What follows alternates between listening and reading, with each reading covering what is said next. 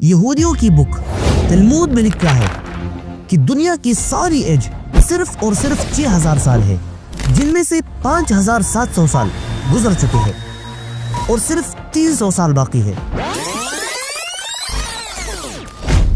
हजरत मोहम्मद सल्लल्लाहु अलैहि वसल्लम ने फरमाया है कि जैसे ये दो उंगलियां एक दूसरे के साथ साथ है, बिल्कुल इसी तरह मैं और कयामत भी एक दूसरे के करीब करीब है। आज पूरी दुनिया में ऐसी कोई भी जगह नहीं मिली जहां जुल्करनैन की वही दीवार हो जो उन्होंने याजूज माजूज को रोकने के लिए बनाया था। एक दिन रसूलुल्लाह सल्लल्लाहु अलैहि वसल्लम अपने सहाबा के साथ मस्जिद नबवी में बैठे हुए थे और सारे सहाबा बड़े गौर से रसूलुल्लाह सल्लल्लाहु अलैहि वसल्लम की तरफ देख रहे थे। तो आप सल्लल्लाहु अलैहि वसल्लम ने उन सारे सहाबा को दुनिया के सबसे बड़े और खतरनाक फितने दज्जाल की बातें करना शुरू की।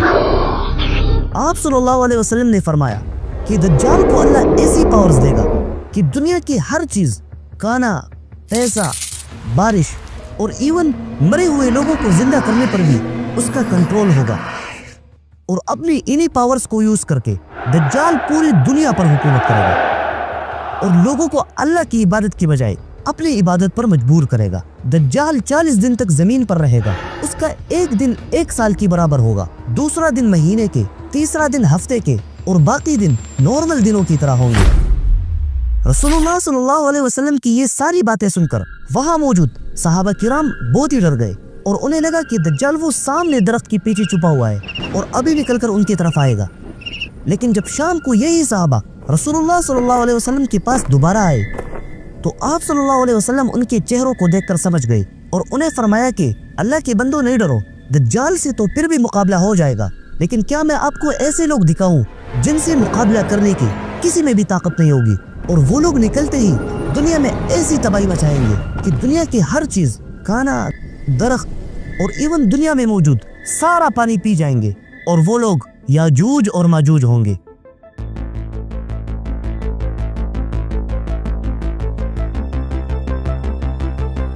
आज से तकरीबन 5000 साल पहले जब इंसान अपनी बुराइयों में हद से ज्यादा बढ़ चुका था और पूरी दुनिया गुनाहों से भरी हुई थी, तो अल्लाह ताला ने दुनिया से इसी जुल्म और बुराइयों को खत्म करने के लिए उन लोगों पर अपना सबसे बड़ा अजाब तूफान भेजा।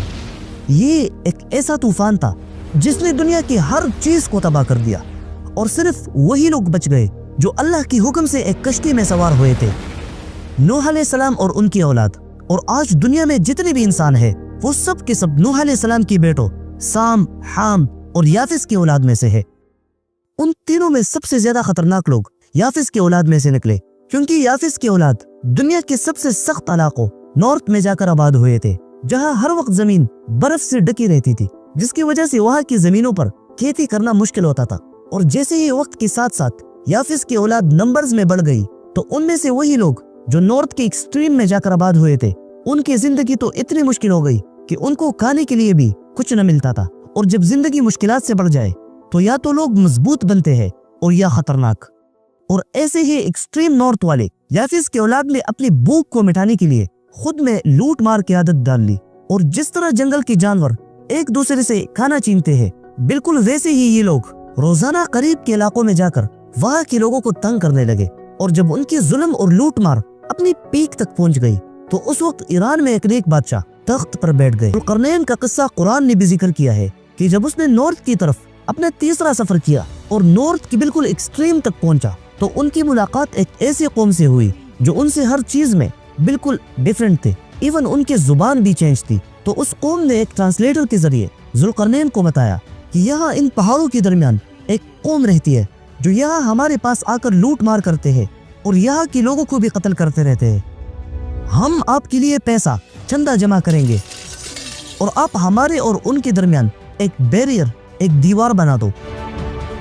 जुल्करनैन ने उनसे कहा कि पैसे तो अल्लाह की दिए हुए बहुत है, बस हमें आपसे सिर्फ इतनी मदद चाहिए कि इस दीवार को बनाने में हमारा साथ दो। और इसी तरह जुल्करनैन ने उस कौम को याजूज और माजूज के फितने से बचाने के लिए उन पहाड़ों के दरमियान एक मजबूत दीवार बना दी। याजूज और माजूज हर रोज उस दीवार को तोड़ने की कोशिश करते हैं और जब वो उस दीवार को तोड़ने के बिल्कुल करीब पहुंचते हैं तो उनका सरदार बोलता है कि बाकी कल कर लेंगे। लेकिन कल को फिर अल्लाह ताला उसी दीवार को पहले की तरह मजबूत बना देता है।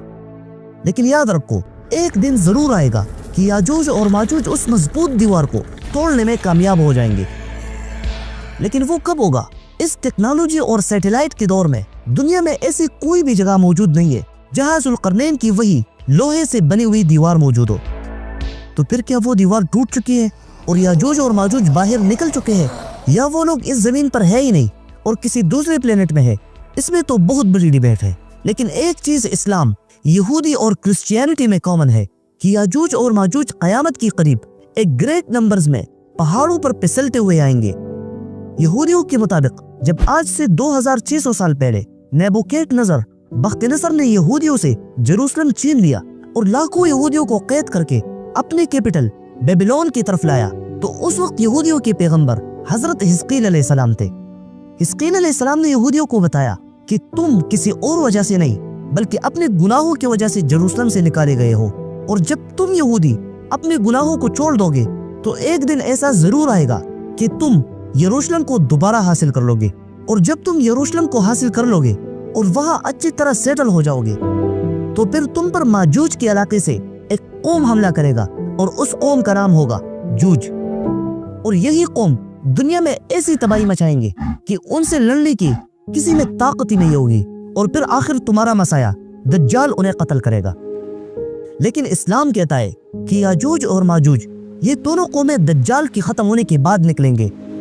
उस वक्त हजरत ईसा अलैहिस्सलाम जमीन पर मौजूद होंगे, लेकिन इन दोनों कौमों का मुकाबला कोई भी नहीं कर सकेगा। और इसके बाद अल्लाह ताला के हुक्म से ईसा अलैहिस्सलाम सारे मुसलमानों को लेकर माउंट सिनाई पर ले जाएंगे, और फिर अल्लाह ताला किसी वबा की वजह से सारे याजूज और माजूज को खत्म कर देगा।